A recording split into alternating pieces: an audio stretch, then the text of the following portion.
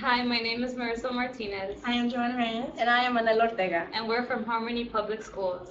Our project is for somatics. And a good example of it is the Renaissance Ball.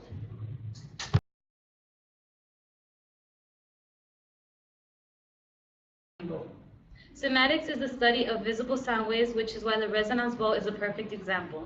The bowl is made out of bronze alloys, which is where it gets its color. The handles of the bowl are used to create mechanical waves through the vibrations from the handles to the bowl.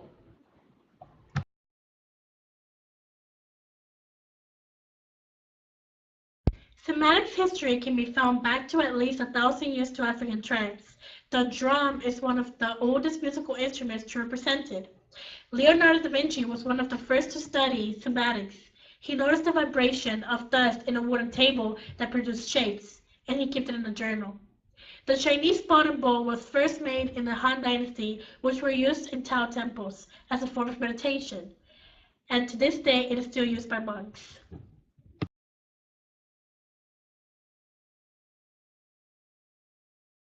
The Chinese spouting ball comes with a story about how the Tibetans used it. There's also speculations over Robert Hooke, who was a scientist in Oxford University whom supposedly had access to Da Vinci's notes. He also conducted an experiment with glass plate and flour in which he used a violin bow to create vibrations. The stories over the spouting ball are endless, like the legend over a poet Lipo who drank an entire bowl of wine, leaned in his rowboat, and drowned with a big grin on his face, symbolizing that he had a peaceful and happy death.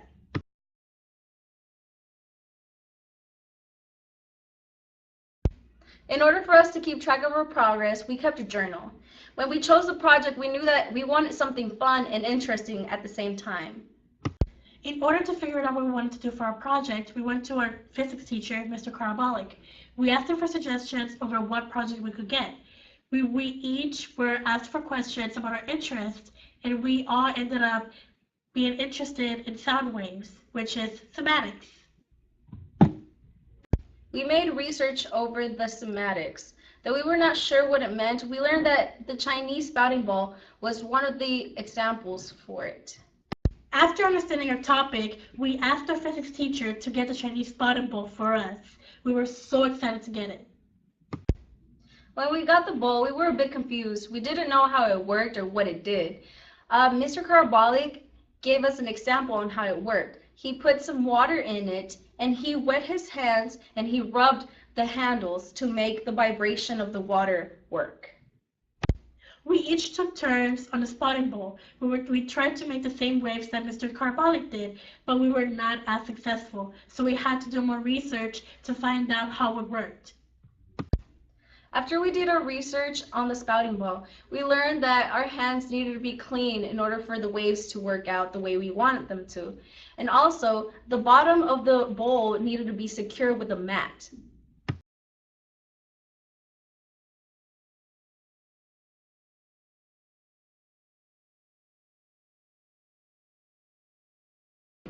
Hi, my name is Marissa Martinez. The Chinese spouting ball comes with a story about how the type of Achoo! the